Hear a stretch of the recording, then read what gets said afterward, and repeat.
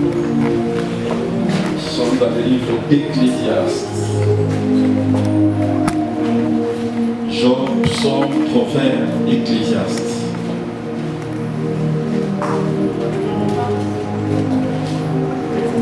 Chapitre 3, le verset 1er jusqu'au verset 8. Ecclésiaste 3, du 1er au 8e verset, je lis la parole de Dieu au nom de Jésus. Amen. Il y a un temps pour tout, un temps pour toutes choses sous les cieux. Un temps pour naître, un temps pour mourir, un temps pour planter, un temps pour arracher ce qui a été planté, un temps pour tuer, un temps pour guérir, un temps pour abattre, un temps pour bâtir, un temps pour pleurer et un temps pour rire, un temps pour se lamenter et un temps pour danser, un temps pour lancer des pierres et un temps pour ramasser des pierres, un temps pour embrasser et un temps pour s'éloigner des embrassements, un temps pour chercher et un temps pour perdre, un temps pour garder et un temps pour jeter, un temps pour déchirer et un temps pour coudre, un temps pour se taire et un temps pour parler, un temps pour aimer, un temps pour haïr, un temps pour la guerre et un temps pour la paix. Amen. Amen. Du 1er au 10e verset, je lis la parole de Dieu au nom de Jésus. L'Éternel parla à Moïse et dit: parle aux enfants d'Israël qu'ils se détournent et qu'ils campent devant Pi-Hahiroth, entre Migdol et la mer vis-à-vis des Bals ses fonds. C'est en face de ces lieux que vous camperez près de la mer. Pharaon dira des enfants d'Israël: ils sont égarés dans les pays, les déserts les enferment. J'endurcirai le cœur des pharaons et il les poursuivra. Mais Pharaon et toute son armée serviront à faire éclater ma gloire, et les Égyptiens sauront que je suis l'Éternel. Amen. Et les enfants d'Israël firent ainsi. On annonça au roi d'Égypte que le peuple avait pris la fuite. Alors le cœur des pharaons et celui de ses serviteurs firent changer à l'égard du peuple. Ils dirent: qu'avons-nous fait en laissant aller Israël, dont nous n'aurons plus les services? Et Pharaon attela son char et il prit son peuple avec lui. Il prit 600 chars d'élite et tous les chars d'Égypte. Il y avait surtout des combattants. L'Éternel endurcit les cœurs des pharaons, roi d'Égypte, et Pharaon poursuivit les enfants d'Israël. Les enfants d'Israël étaient sortis la main levée. Amen. Amen. L'Éternel dit à Moïse: étends ta main sur la mer, et les eaux reviendront sur les Égyptiens, sur leurs chars et sur leurs cavaliers. Moïse étendit sa main sur la mer, et vers le matin, la mer reprit son impétuosité, et les Égyptiens s'enfuirent à son approche, mais l'Éternel précipita les Égyptiens au milieu de la mer. Les eaux vinrent et couvrirent les chars, les cavaliers et toute l'armée des pharaons qui étaient entrés dans la mer après les enfants d'Israël, et il n'en échappa pas un seul. Amen. Amen.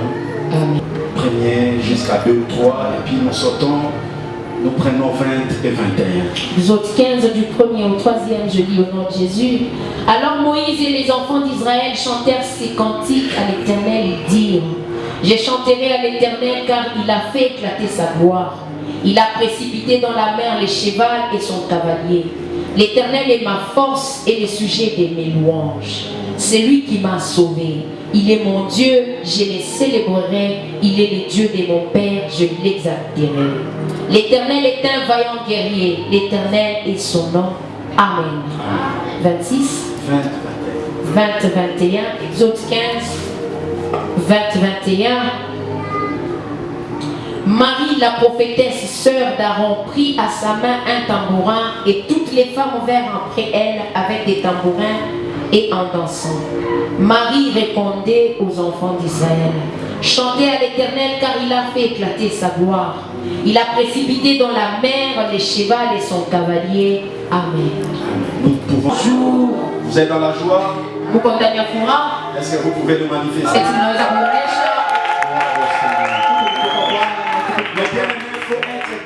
Le bien-aimé, il faut être toujours joyeux.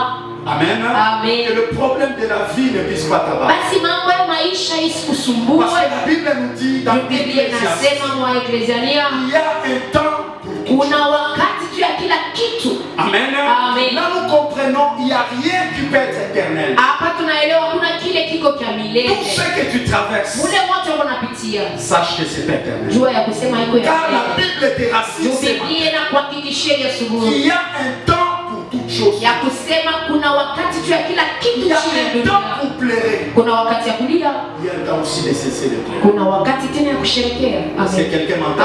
Amen. Donc dans la vie, nous traversons tous les états possibles. Pa maisha tunapitia vipindi vyote Mais vinawezekana. dans tout ce que nous traversons, Lakini mwa vyote tunapitia. l'Éternel nous dit que ce sont des situations passagères. Wa milele anatuambia ni mahali za Rien kupita. n'est collé à toi. Hakuna kile kinakulamata. Rien ne restera ta vie. Hakuna kile kitawakilia Mais maisha une yako. situation peut venir. Mapendo hali moja inaweza Une kuja. réalité peut t'attraper. Ukweli moja inaweza Mais kukukamata. cela ne veut pas dire que ça devient ton identité. Haimaanishi tu inakuwa kitambulisho chako. Amen. Amen. Il y a des choses que le Seigneur permet. Kuna vitu vile Bwana Il anaruhusu. y a des choses que l'Éternel fait que ça puisse t'arriver. Kuna vitu vile wa milele anaruhusu Mais vikufikie. comme il est le maître des temps, Kile vile ni Bwana wa comme il est wakati. le maître des Vile ni circonstances, Bwana wa manyazira. lui-même il sait comment est-ce qu'il va Yeye mwenyewe terminer. anajua jinsi atamalizana na hiyo Est-ce que nous sommes mambo. ensemble? Amen. Amen. Amen. Nous sommes en train de traverser Tuko napitia un moment dans notre église que nous appelons le temps de célébration. wakati mmoja mkanisa yetu tunaita wakati ya Dieu nous kusherehekea. avait pris quelque part. Mungu alituchukua nafasi moja. Par sa grâce, il est en train de nous amener au Kwa ciel. neema iko natupeleka tena nafasi Nous nyingine. avons commencé cette œuvre. Tulianza hii kazi. Comme j'ai l'habitude de le dire, nous Kama vile étions ninaweza informes kusema et hatukuwa na mfano, tulikuwa mtupu. personne ne pouvait s'imaginer. Hakuna aliweza kuamini. Personne ne pouvait y croire Hakuna aliweza kuaminia que l'Éternel pouvait nous soutenir. ya kusema wa milele aliweza kutusaidia mpaka na leo. Amen. Amen. Puisque l'avenir était sombre. Juu ijapo ilikuwa mweushi, Tout ce que nous voyons aujourd'hui, vile vyote tunaona leo on ne pouvait pas imaginer. hatukuweza kuwazia. Mais le Dieu de grâce, Lakini Mungu wa le neema, Dieu de miracle, Mungu wa il est en train de frayer un Eko chemin. napasula Il njia est en mbele train de yetu. tracer un Eko chemin. napasula njia Je mbele yetu. rassure aussi à quelqu'un ce matin. Hakikishia tena mtu Le yetu. Dieu qui est en train de visiter ton Mungu église, ule anapekua kanisa yake. il te visitera aussi. Atakupekua na wewe. Il te fera aussi du bien. Atakutendea Si mema. on n'avait pas de l'espoir Kama pour ce tulikuwa terre, na tumaini si on ne tena. pouvait pas imaginer, Kama tukuweza kuwazia. oh, qu'on pouvait se retrouver dans cette table, Tunaweza kujikutanisha kwa hii hema. je crois Naaminia que Dieu aussi te fera du bien. Mungu naye atakutendea mema. Amen. Amen. Car c'est un Dieu qui écoute la Juu ni prière Mungu anasikia maombi. Amen. et il exauce. Anajibia. Il va t'exaucer. Atakujibia. Amen. Amen. Aucune prière Hakuna ne maombi restera sawa. inexaucée. Yenyewe haitajibiwa. Toutes les prières que nous sommes en train de lui Maombi adresser, yote tuko namwambia. il est le Dieu qui écoute. Ni Mungu Et anasikia. il est le Dieu qui Na ni exauce. Mungu anajibia. Voilà pourquoi je te rassure. Ndio kwa maana nakuhakikishia. Même si tu traverses dans la vallée de l'ombre de Hata la mort, kama unapitia kwa bonde la je te dis ne mauti. crains aucun mal. Usiogope kubaya Je bobote. te dis ne crains aucun Nakwambia mal. usiogope kubaya Car bobote. il est avec toi. Tuko na wewe. Mais bien aimé, c'est un bon accompagnateur. Mapendwa yanakuwa C'est un ami rafiki fidèle. mzuri, rafiki Quel que soit ce que nous traversons, inapokuwa kule tunapitia. Dieu est avec nous. Mungu wepo na sisi. Amen. Mais Il ne nous laisse jamais. atuachilie. Mais il te dit une chose. Lakini nakwambia kitu Il y a kimoja un temps pour tout. ya kusema kuna kitu wakati juu ya kila kitu. Amen. Amen. Il y a un temps pour tout. Kuna wakati juu ya kila kitu. Toi, dans le Usiambie, malaise que je suis en train de dire, mwakii maumivu wala ugonjwa ulikuwa unapitia ce n'est qu'un temps. ni muda tu, Mais un bon moment viendra. lakini wakati mzuri Parce itafika. que c'est ce que dit sa parole. Juu njoo ile neno yake inasema. Amen. Amen. Nous venons de lire dans Exode chapitre 14 Tunakwenda kusoma Kutoka 16 l'histoire des enfants d'Israël. hadithi ya watoto wa Israeli. Vous connaissez tous comment est-ce qu'ils s'étaient retrouvés dans l'Égypte. Unajua wote jinsi watoto wa Israeli wajikutanisha On kule avait Misri. vendu Joseph Waliuzishaka Yusufu à cause de la haine, juu ya chuki à tu. cause de la jalousie. Juu ya chuki Il s'est retrouvé en Égypte. kajikutanisha Misri. Amen. Amen. Ce n'était pas dans sa volonté. Haikuwa kwa mapenzi yake, Mais la haine des hommes lakini chuki ya fait watu qu'il se retrouve là où il se ndio retrouve. ilifanya ajikutanishe kule Je alijikutanisha. ne sais pas ce que tu traverses. Sijui mbona kuna Je ne sais pas ce que tu vis. sijue vile kunaishi. Peut-être c'est la haine des gens. Saa zingine ni chuki ya watu, Peut-être c'est le complot des gens des saa hommes. zingine ni matupo ya watu wa Peut-être c'est la dunia, sorcellerie de ta saa famille zingine ni bulozi kwa jamaa qui te yako. fait traverser ce que tu Je vis. kuna kupitisha mabilo kunaishi. Mais Mais je te fortifie. lakini nakupa moyo. Je te rassure en Na disant, kuhakikishia kusema ce n'est qu'un temps. ni muda tu. Ce Amen. n'est qu'un temps. Ni muda tu. Mais les choses changeront. Vitu vitabadilika. Amen. Amen. Ça changera. Vitabadilika. Que Dieu nous bénisse. Amen. Ils se sont retrouvés là-bas, Balijikutanisha kule désespérés. bila tumaini. Et Pharaon a commencé à les donner des tâches difficiles. Na Farao akaanza kuwapatia makazi ya nguvu. Il pouvait se réveiller le matin. Aliweza kuamka On asubuhi. leur dit, allez fabriquer le briques. Anamwambia nendeni kafanyeni matafari.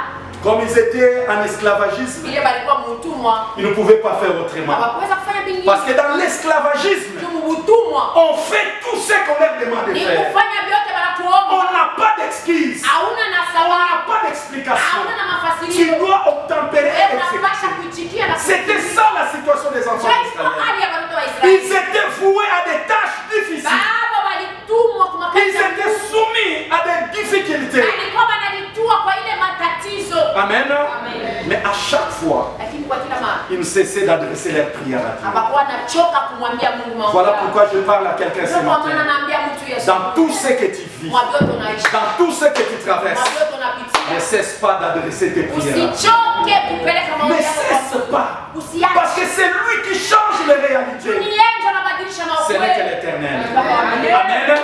Tu dois continuer à lui parler. Unapaswa kuendelea C'était ça l'attitude des enfants Kwa d'Israël. hali ya watoto wa Israeli. Ils ont parlé. Balisema. Ils ont parlé. Balisema. Mais comme Dieu écoute, Lakini vile Mungu anasikia. il va les envoyer quelqu'un. Atabatumia mtu. Je te rassure. Mimi nakuhakikishia. Dans tes plaies, Mwa ile video yako. Dieu t'enverra Mungu quelqu'un. atakutumia mtu. Dieu t'enverra quelqu'un. Mungu anakutumia mtu. Il viendra pour te consoler. Atakuwa cha Il kukufanya. viendra pour te donner la Atakuwa solution. cha kukufanya. Il a envoyé Moïse Alituma Musa. pour que Moïse aille me libérer. Tu Musa ile kama okowe. L'arrivée de Moïse, Kufika kwa Musa. pour les autres, ils pensaient que dès qu'il arrive, Juu ya wengine alizania pale kafika. tout va changer. Yote vinabadilika. Amen. Mais l'arrivée de Moïse Lakini kufika kwa Musa. a fait que Dieu a endurci les cœurs de Pharaon. Ulifanya Mungu anafanya tena moyo wa Peut-être le temps que tu es en train de Saa traverser, zingine manyakati kule ce unapita. n'est que le temps où Dieu est en train d'endurcir les Ni cœurs. manyakati ile Mungu wako anafanya Au moyo lieu de te relâcher, kuliko au lieu de te libérer, kuliko makuachilie. ils sont en train de te serrer encore dans le dos. Wanakufinya tena Ils sont en sana. train de te serrer dans le dos. Eko tena nakufinya Cela sana. ne veut pas dire que Dieu t'a abandonné. Ile haimaanishi Mungu anakuacha. Mais l'Éternel permet certaines Lakini choses. wa milele anaruhusu vitu vingine. L'Éternel permet certaines situations. Wa milele anaruhusu maasira Parce ingine. que lui, c'est un grand Juu enseignant. yeye ni mfundisho Amen. mkubwa. Amen. C'est Dieu qui est un vrai Ni enseignant. Mungu ndio Quand il veut te donner une leçon, wakati apenda kupatia il y a des choses qu'il permet dans ta vie. Mungu vitu ataruhusu. Oh, comprends bien les enseignements de Dieu. Elewa vizuri mafundisho. Comprends bien les leçons de Dieu. Puisque si tu assimiles les leçons de Dieu, Kama je najifunza te dis que tu chanteras un nouveau. nakwambia utaisha wimbo Quand tu mpya. comprends bien les leçons de Dieu, Ukielewa il y mashauri aura un chant nouveau dans ta bouche. utakuwa wimbo Tu mpya. les célébreras. Tu Utamshangilia, les lèveras. utamnyanyua. Et tu vas l'adorer. Mais si tu ne comprends pas la leçon de Dieu, Lakini kama auelewe tu seras un éternel wewe personne en train de se utabakia lamenter. mtu wa milele na unalia na uko na nung'unika. Amen. Mais si tu comprends les leçons, Lakini ukielewa mafundisho tu vas les vivre. wewe utamnyanyua. Amen. Amen. Amen. Amen. La Bible nous dit, Biblia inatuambia après que l'Éternel kisha wa milele ait permis à ce que Pharaon puisse les faire souffrir, uruhusu Faraoni kubateswa. le temps de la libération était aussi. Alafu wakati wa ufungulivu ulifika. Amen. Amen. Le temps de la souffrance était là. Wakati wa mateso ulikuwa. Mais comme il y a un temps pour tout, Lakini vile kuna wakati cha le temps de la délivrance aussi était là. wakati wa ufungulivu pia Tout ce ulifika. que tu vis, Mwabioto naishi. sache que le temps de la libération, Jua ya kusema wakati wa ufungulivu uko. Amen. Amen. ne pense pas que ces réalités resteront. Usizanie ile mambo itabakia lote. Ça ne restera pas comme ça. Haitabakia vile. Il y a toujours un temps Kuko mpaka où wakati. Dieu visite son peuple. Ule Mungu anapokuwa taifa yako. Voilà pourquoi Joseph pouvait leur dire, Ndio kwa maana Yusufu aliweza kuambia sachez une chose, mjue kitu kimoja. tel que vous êtes là, Vile mko pale. tel que vous êtes en esclavagisme, Jinsi mko kwa utumwa. mais il y aura un jour Lakini kutakuwa siku où l'Éternel vous visite. ule wa milele Je atabapeleka. réitère la même prophétie. Ninarudilia En mautabibu. disant, sois triomphant. Wewe imani mkamilifu. Tout ce que vous êtes en train de faire, Wabioto uko naishi. sois triomphant. Imani mkamilifu. Tout ce que vous êtes en train de faire, Wabioto uko napitia. sachez une chose, Jua kitu que kimoja. l'Éternel vous visite. Wa milele atabapeleka. Que l'Éternel vous visitera. Wa milele atabapeleka. Oh, je ne sais pas dans quel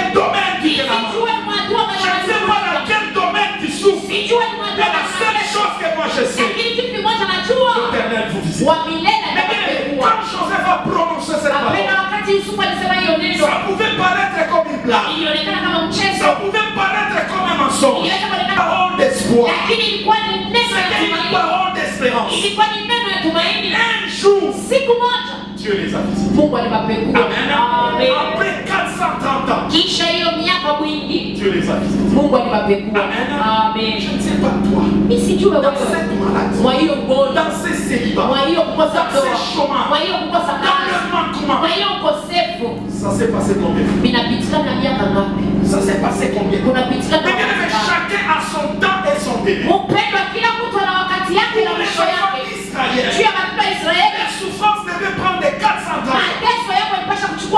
Après 400 ans, il devait sortir de ça. Je ne sais pas toi, Dieu. Ton problème a fait combien de temps? Si le Seigneur peut libérer des gens qui ont fait 430 ans, à forte raison, toi qui as un problème qui n'a fait que 2 ans. À combien plus forte raison, toi qui as un problème qui n'a fait que 10 ans. Est-ce qu'il n'est pas capable d'agir? Il est capable de l'agir. Il est capable de l'agir. Amen. Il n'y a pas un délai qui dépasse Dieu. Il n'y a pas un délai que Dieu ne peut pas agir ou libérer ses enfants. Ce sont que des chiffres. Amen. Les délais là que toi tu cites là. Les délais que tu là. Je te dis que ce ne sont que des chiffres. Ce n'est que toi qui vois que Amen. C'est toi qui vois que c'est beaucoup. Parce que la Bible nous dit un jour pour Dieu est égal à le temps de la Bible. 1000 ans.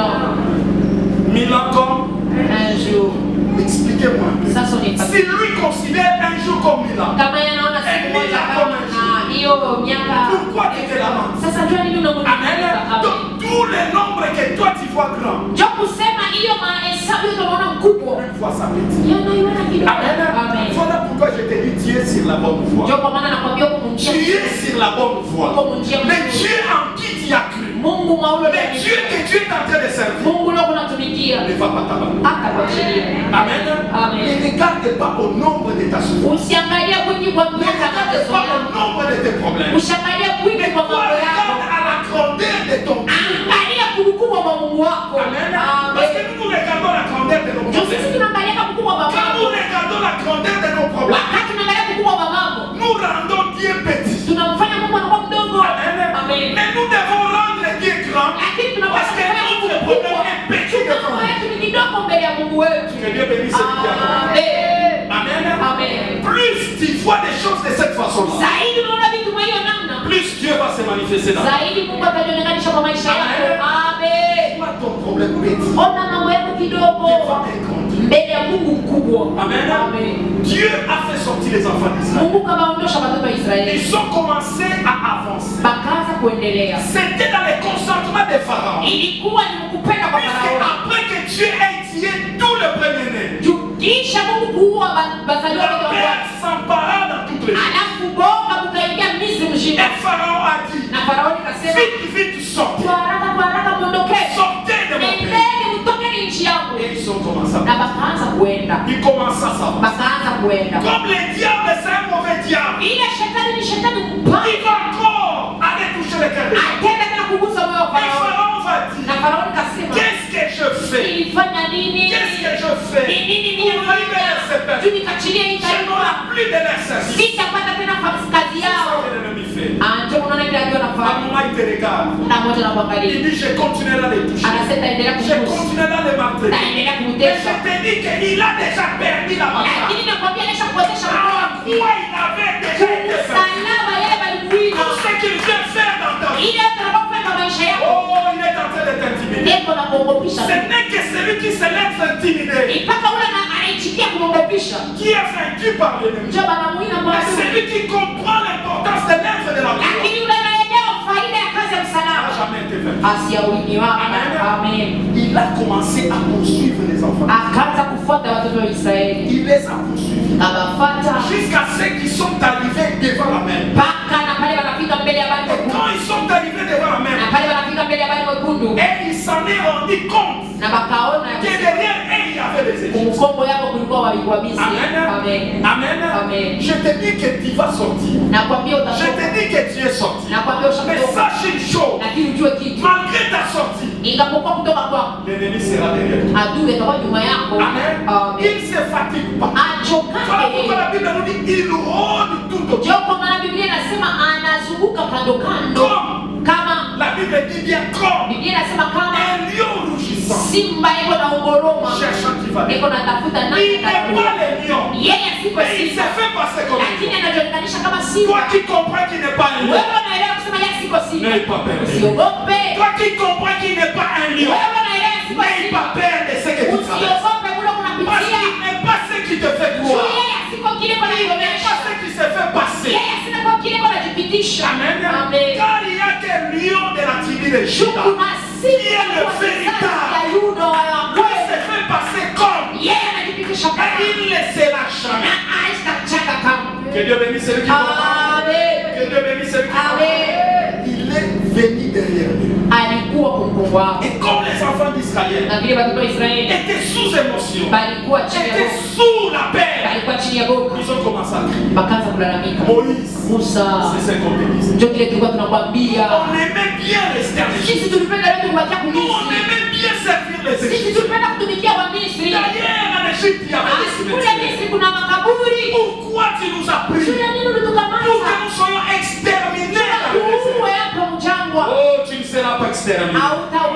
Tu ne seras pas exterminé. Malgré ce que tu vis, ce n'est pas la mort. Amen.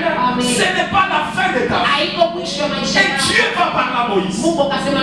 Il va dire Dieu Père, qu'il soit calme. Amen. Soyez calme. Regardez ce que Dieu va faire. Dieu a toujours une solution. Dans tout ce que nous traversons, l'Éternel des armées a toujours une solution. Il n'y a jamais eu un problème sans solution. Même si les hommes ont dit c'est fini, moi je te dis que Dieu a toujours la solution. Là où l'homme est limité, Dieu n'est pas limité. Amen. Si Dieu peut guérir les cancers, cela veut dire qu'il n'est pas limité. Si Dieu peut guérir les sida, cela veut dire que Dieu n'est pas limité. Si Dieu peut donner un bon mariage à quelqu'un qui a été rejeté, cela veut dire que Dieu a une solution. Si Dieu peut élever la personne que le monde a dit que c'est fini pour lui, cela veut dire que Dieu a des solutions. Devant la mer rouge, où personne n'a jamais traversé, où personne n'a jamais passé de l'autre côté, Dieu les a dit restez calmes. Je dis à quelqu'un ce matin, là où dans ta famille, personne n'a jamais eu de solution. Dans ce que toi tu traverses, Dieu te dit ce matin de rester calme. Là où personne n'a jamais été béni, dans ce que tu vis là-bas, je te dis que Dieu te dit ce matin de rester calme. Amen. Quand il te dit rester calme, cela veut dire qu'il veut faire quelque chose. Amen. Il va dire à Moïse, prends ton bâton et danse là-dedans. Et tu verras ce qu'il veut faire. Amen. Moïse ne pouvait pas imaginer. Puisque même quand il disait aux enfants d'Israël, restez calmes, même lui-même ne savait pas réellement ce qu'il faisait. Que Dieu nous bénisse. Et comme je vous dis là, restez calmes. Même moi-même, je ne sais pas avec exactitude ce que Dieu veut faire dans la vie de tout le monde. Mais la seule chose que je sais, Dieu ne vous laissera pas ici. Amen. Dieu ne vous laissera pas dans cette région. Moïse a mis les bâtons.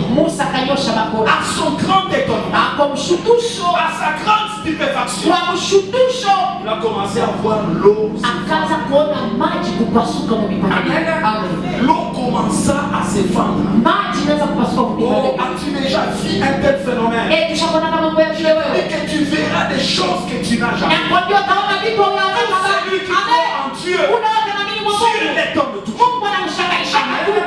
Dieu l'étonne toujours. Dieu a commencé d'abord par étonner lui-même Moïse. L'eau a commencé à s'effondrer.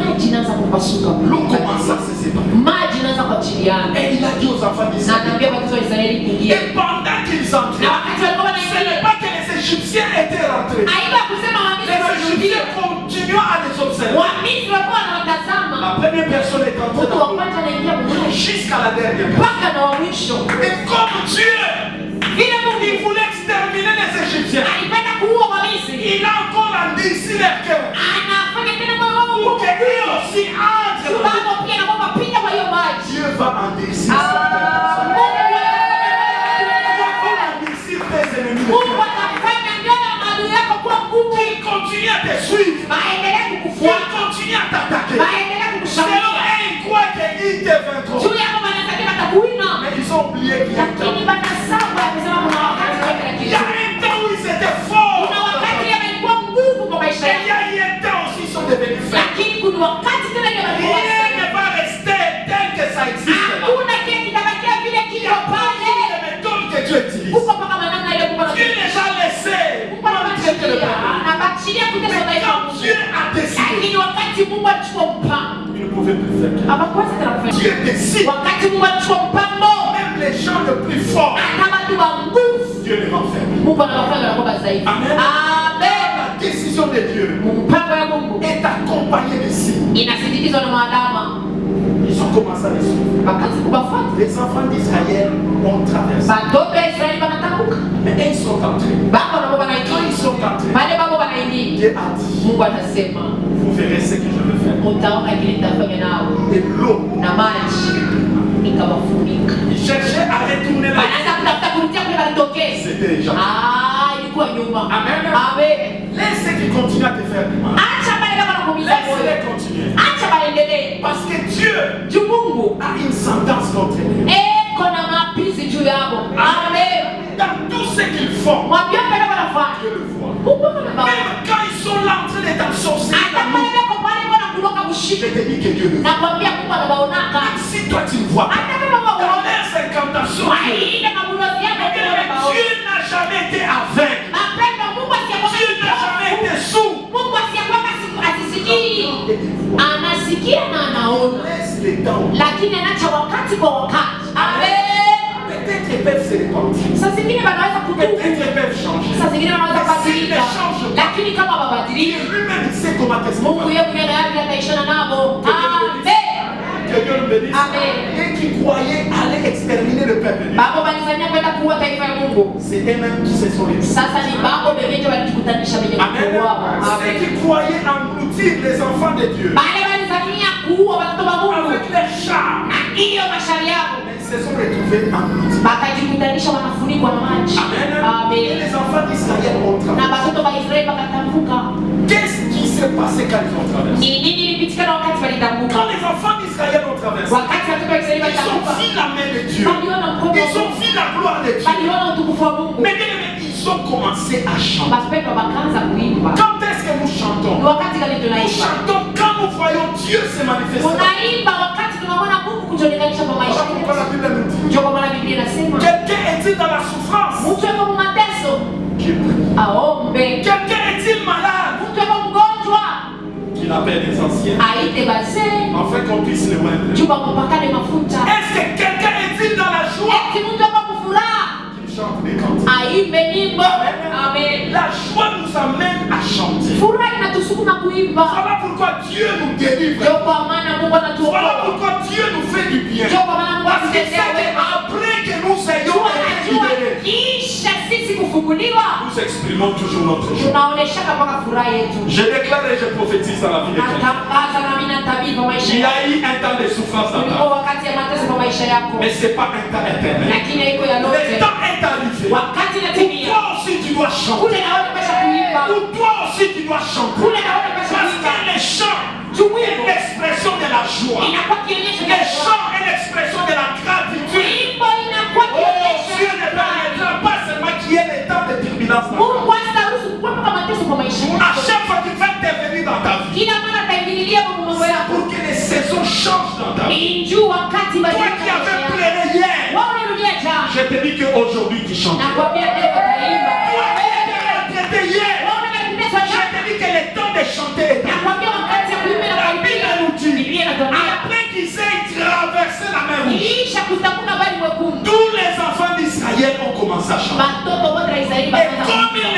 suffisait pas. La Bible nous dit Marie, la sœur de Moïse, a pris des tambourins. Ils ont commencé à danser. Ils ont chanté quand? Après que Dieu ait produit un miracle. Je parle à quelqu'un. Le miracle c'est en toi. Le miracle c'est en toi. Car tu es l'enfant du roi des rois. Celui qui combat et qui a l'habitude de vaincre. Lui, il a l'habitude de vaincre. Toi aussi dans cette situation. Amen. Tu dois chanter un nouveau. Parce que Dieu va éclater sa gloire. Dieu, quand il éclate sa gloire, c'est pour que nous puissions chanter. Amen. Il y a ceux qui ont composé même des chansons. Pourquoi? Parce que Dieu les a fait libres. Je veux que toi aussi tu composes. Amen. Voyez une personne comme Anne qui a vécu dans une situation de stérilité. Elle était toujours mortifiée. Demandez ceux qui étaient stériles, ceux qui vivaient dans cette diversité-là, ceux qui s'entendent. Anne était mortifiée tous les jours. Parce que l'autre avait des enfants. Mais la Bible nous dit elle était attachée à son Dieu. Elle allait tous les jours dans le temple. Mais les jours de la visitation aura toujours. Voilà pourquoi j'exhorte quelqu'un. N'abandonne pas ton assemblée. Ne cesse pas de venir dans la maison de Dieu. Reste attaché au Dieu du temps.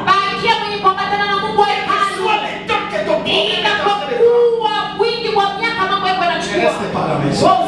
Parce qu'il y a des temps. Anne avait l'habitude d'aller à Silo.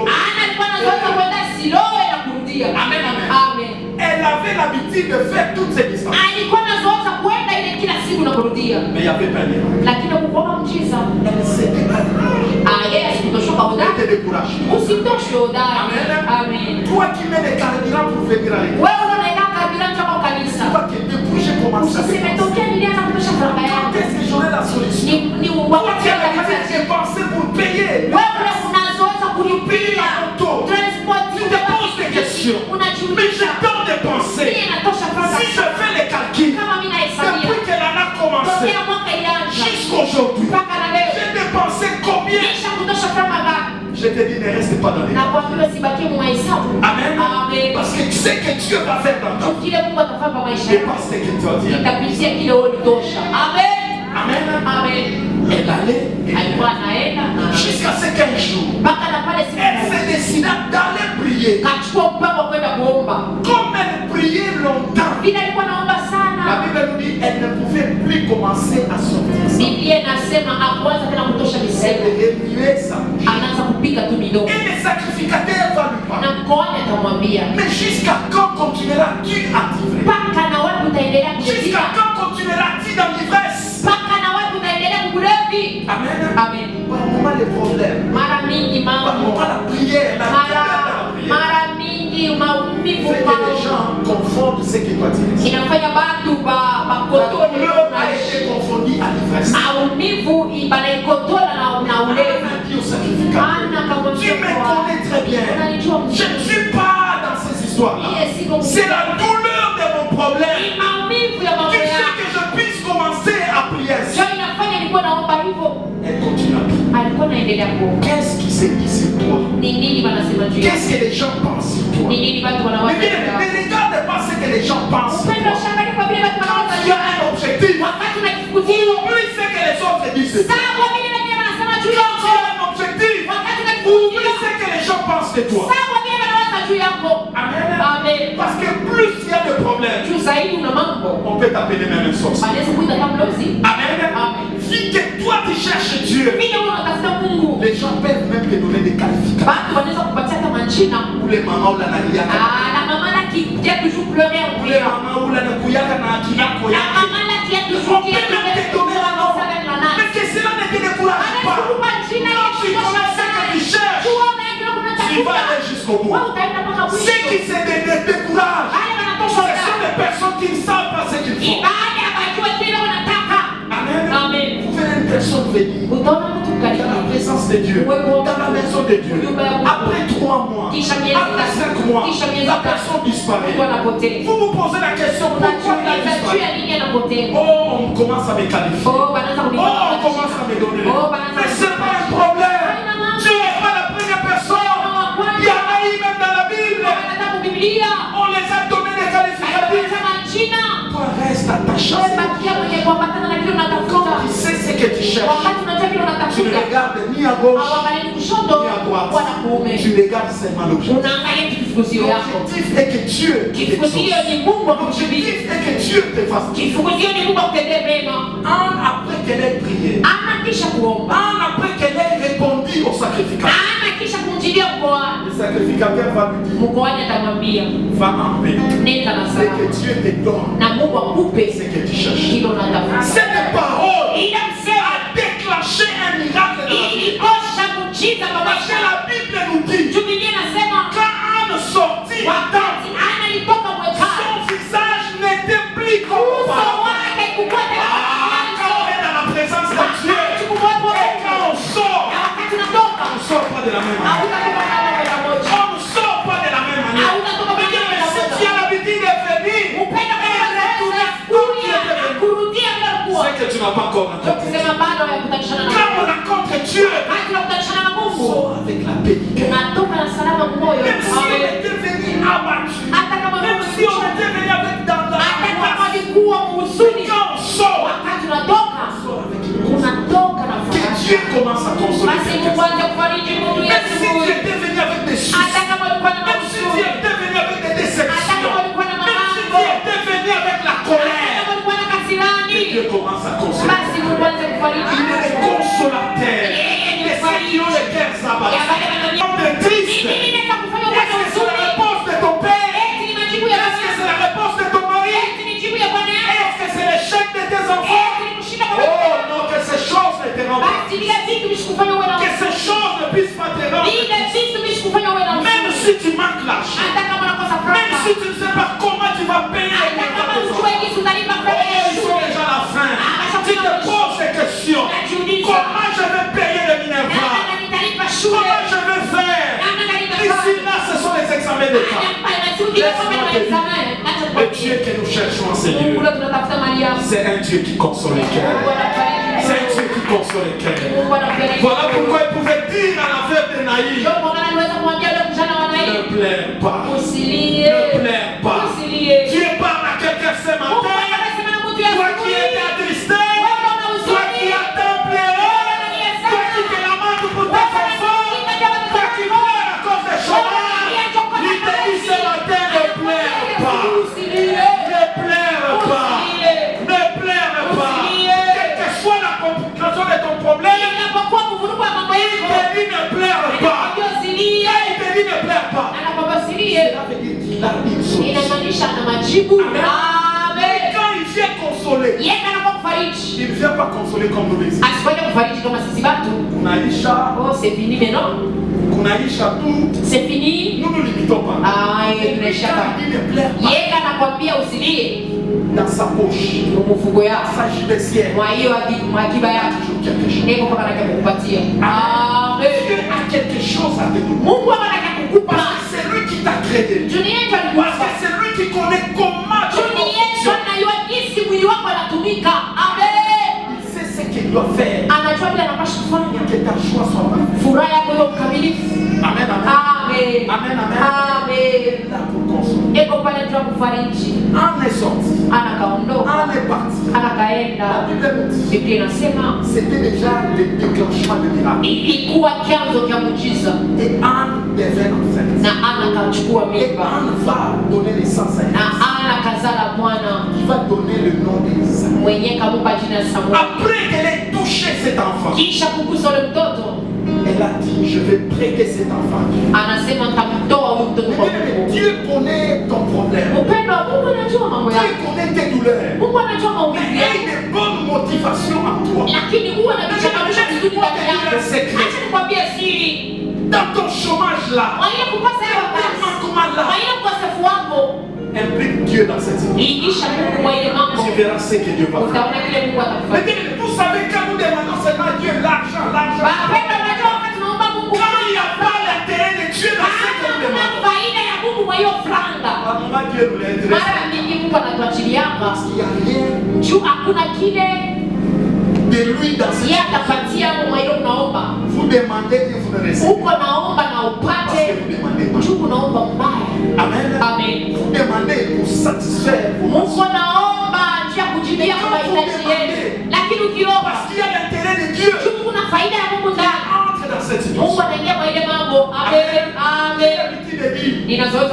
Il y a ceux qui demandent parce qu'on s'est moqué des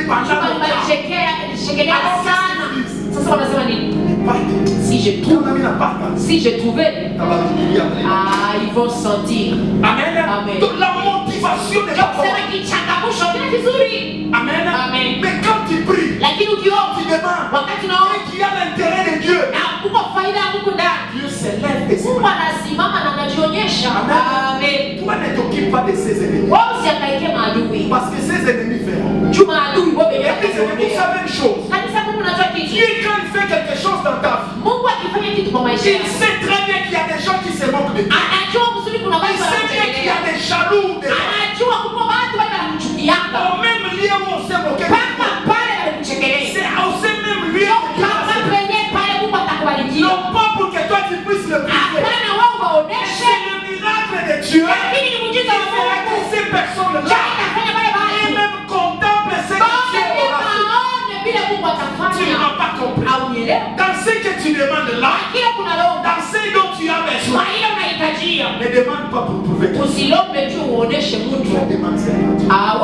Dieu lui-même dans sa souveraineté. C'est qu'il y a des gens qui te demandent. C'est qu'il y a des gens qui ne veulent pas que toi tu puisses monter. Il le fera pour que toi tu sois satisfait. Il le fera pour ceux qui te combattent. Crois qu'il y a un Dieu puissant. Crois qu'il y a un Dieu souverain. Il le fait pour sa gloire. Et il le fait que pour ceux qui croient pas en toi. Comprends que Dieu est. Amen. Celle qui mortifiait Anne a réellement vu que Dieu était capable de donner à Anne des enfants. Que Dieu le bénisse. Après que Anne ait touché la bénédiction, Anne a chanté.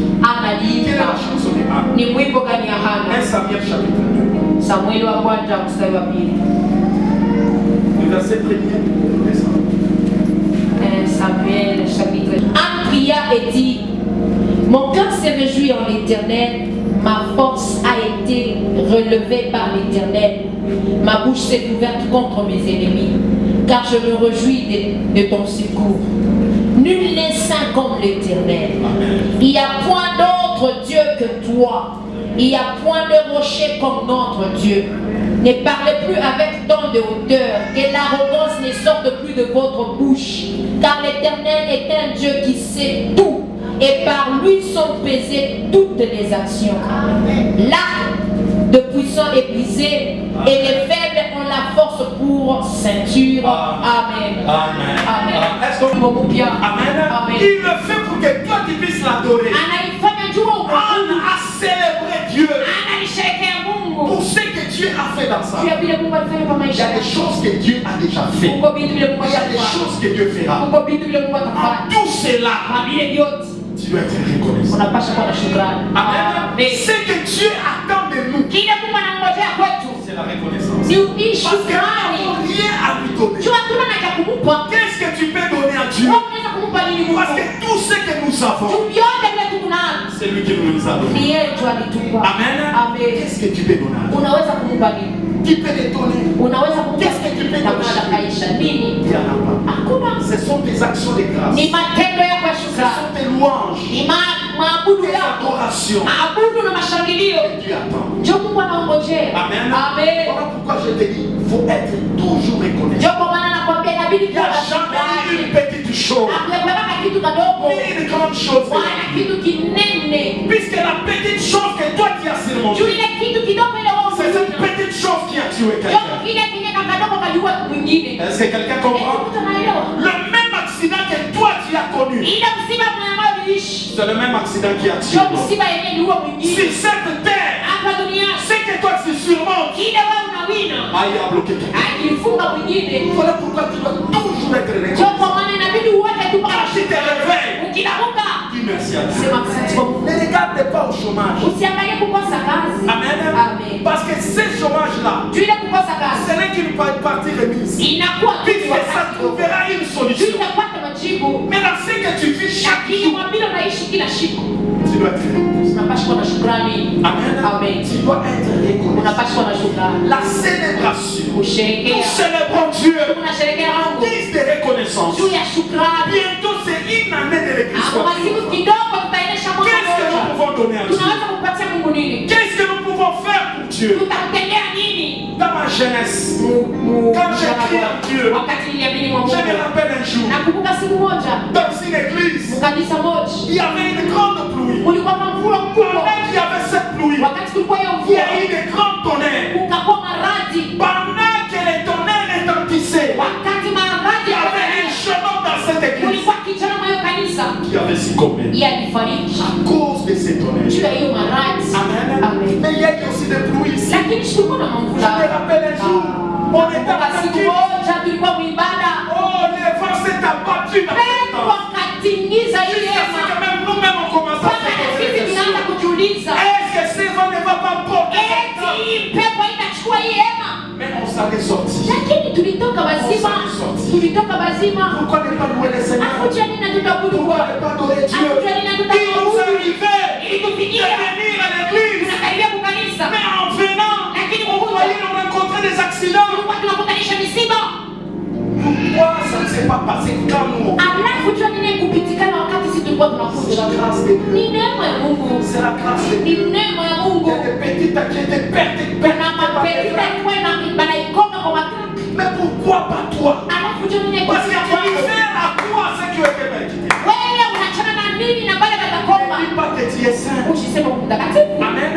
C'est la grâce de Dieu. Parce que c'est humain. Nous ne savons pas quelle a été la relation vis-à-vis de Dieu. Mais humainement parlant, nous savons qu'ils aiment Dieu. Mais pourquoi eux? Est-ce que nous ne posons pas cette question? Pourquoi pas?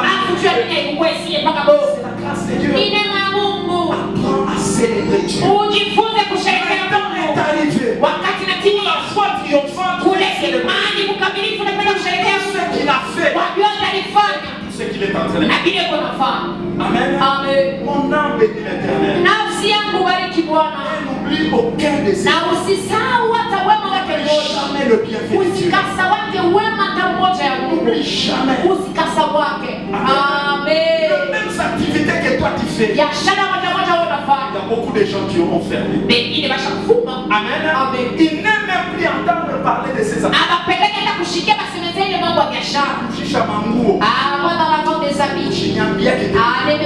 Ils ont été déçus par ça. Mais on m'a escroqué. J'ai perdu beaucoup d'argent. On travaillait dans une entreprise. Mon père a été empoisonné. Mon frère a été tué.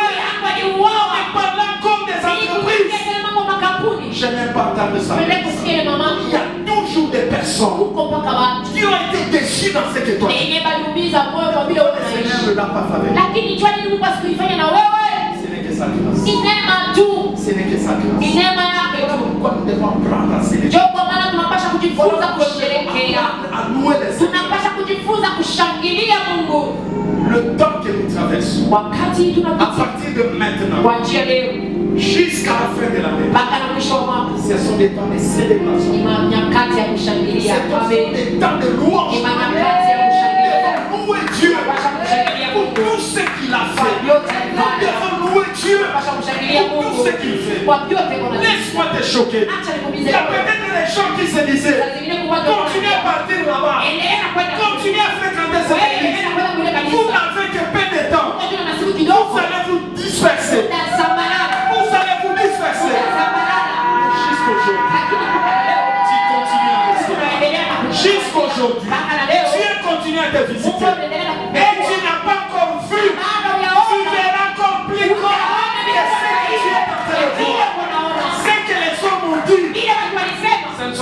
humains. Ils sont limités. Ils ont les deux yeux. Mais ils ne voient pas au-delà. Mais le Dieu qui voit tout, continue à nous sécuriser. Il continue à nous garder. Il va encore nous multiplier. Il va encore nous éteindre. Il va encore agir dans nos maisons. Il va agir dans la vie de nos enfants. Il va se manifester dans nos projets. Il reste Dieu. Il n'a pas de concurrence. Il ne peut bloquer l'action du Saint-Esprit. Le Saint-Esprit commence son action. Personne ne peut limiter ou bloquer l'action du Saint-Esprit. Oh, nous ne sommes pas là pour notre gloire. Nous ne sommes pas là pour notre propre révérence. Nous sommes là pour la gloire de Dieu. Dans tout ce que nous disons en ces lieux, c'est que Dieu. Nous ne vendons personne ici. Nous ne faisons jamais pour donner des éloges. Si ce n'est que l'Éternel, le Dieu que nous élevons en ces lieux, permettra aussi que nous soyons élevés. Voilà pourquoi Anne dit de la poussière, il retire les Dijon. Il finit et il fait la sortie de Paul. Et il le fait asseoir avec les hommes. Que nous baissons. C'est quand nous nous élevons. Foi triomphante, humilions-nous. Humilions-nous. Laissons que Dieu puisse voir. Laissons que Dieu soit élevé. C'est dans cette adoration, c'est dans cette louange-là que le Seigneur va nous faire ressortir dans tout ce qui est comme malade, dans tout ce qui est comme chaud, dans tout ce qui est comme Seigneur, dans tout ce qui est comme difficile. Le Seigneur nous fera sortir. Une seule attitude. Amen. Pourquoi Jean-Baptiste pouvait dire je ne suis même pas digne d'ouvrir ses sacs. Donc je ne saurais même pas. Parce qu'il est grand. Il est grand. Sa grandeur. Oh, on ne peut même pas. Il est tellement élevé. Amen. Que Dieu crée un nouveau chant dans ta vie. Si les enfants d'Israël avaient chanté devant si Anne avait chanté devant la naissance de Samuel, qui encore je peux citer dans la Bible? Si les femmes pouvaient chanter à cause de la victoire de David devant Goliath et devant les Philistins, toi aussi tu chanteras. Quels que soient les géants qui se dressent, les géants de Shoma, les géants de Sénima, les géants de Bloca, je te dis que toi aussi tu chanteras. Toi aussi tu chanteras.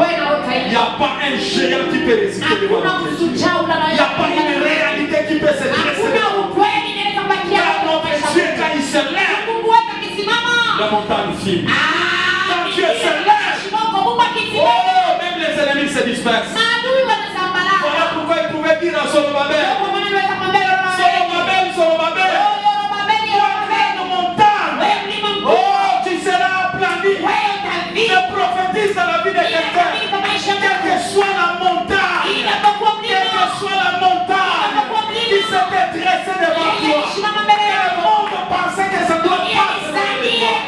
Je te dis que ça va s'aplanir. Ça va s'aplanir. Il n'y a pas une montagne qui laissera la montagne devant toi. Toute montagne, oh, va être écrasée. Voilà pourquoi la Bible nous dit, il dira cette montagne, oh, toi de la et cette montagne va t'obéir. Sois une femme de foi. Sois un homme de foi. Quel que soit ce que tu traverses, Dieu a mis dans ta mission. De parler à cette réalité. Ôte-toi d'ici. Va de l'autre côté. Amen. La maladie ne peut pas être collée à toi. L'échec ne peut pas être collé à toi. Ce sont que des situations passagères. Amen. Ça vient pour un temps de bousculer un peu, de stimuler un peu, et ça passe. Amen. Ce n'est pas ton identité. Que quelqu'un, que personne ne t'appelle comme Bartimée, mendiant et aveugle. Tu n'es pas aveugle, tu n'es pas malade. Ce sont que des situations passagères. Ça peut venir et ça passe. Je te dis ces problèmes, ce matin étaient arrivés et ce matin ça va aussi passer. Que Dieu bénisse sa parole.